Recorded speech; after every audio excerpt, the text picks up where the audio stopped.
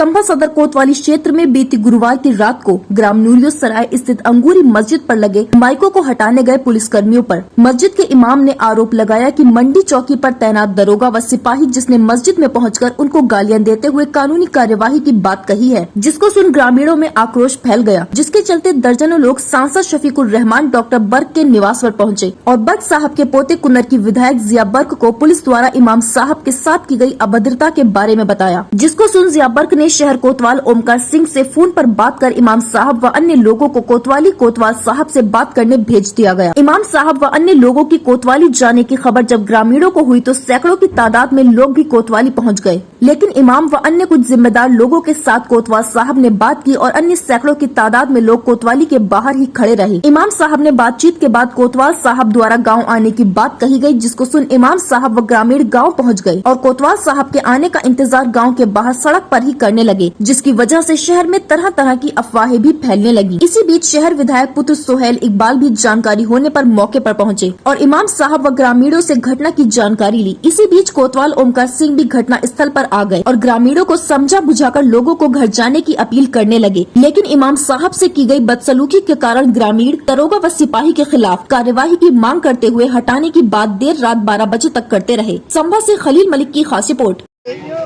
चौकी से सिपाही या दरोगा जो भी थे, एक शादी वर्दी में थे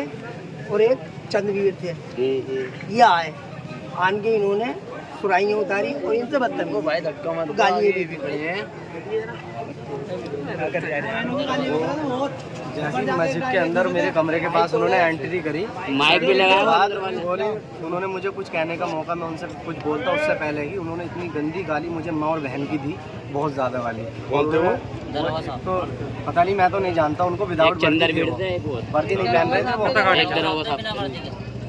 मुझे नहीं मालूम वो कौन थे। और आकर के उन्होंने मुझे माँ बहन की बहुत गंदी गंदी गाली दे करके वो मुझसे कुछ पूछते या सुनते तब भी कोई बात थी, उन्होंने कुछ कहा सुना भी नहीं। तो सुराइयाँ उतारने के बाद ये कह रहे थे बोले इनकी FIR और कराओ,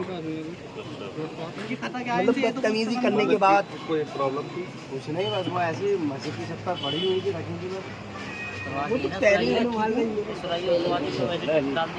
अभी ये जो नमाज पढ़ा के ये ऊपर पढ़ रहे थे आन के।